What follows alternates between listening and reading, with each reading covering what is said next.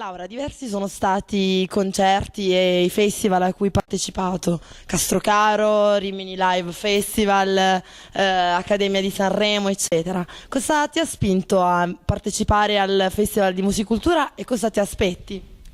Allora, diciamo che il Festival di Musicultura è vabbè, una vetrina importantissima e si sa, e proprio perché dà molto spazio ai cantautori, che insomma non è proprio facile farsi conoscere. Questa è un'occasione speciale per me, tra l'altro l'ho già fatto, nel 2003 ho partecipato ancora, sono arrivata terza e quest'anno è una gioia immensa partecipare di nuovo.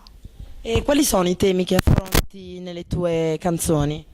In generale o nelle canzoni che porto? Nelle canzoni che porti Stasera. Nelle canzoni che porto stasera il tema principale è il tema dell'amore.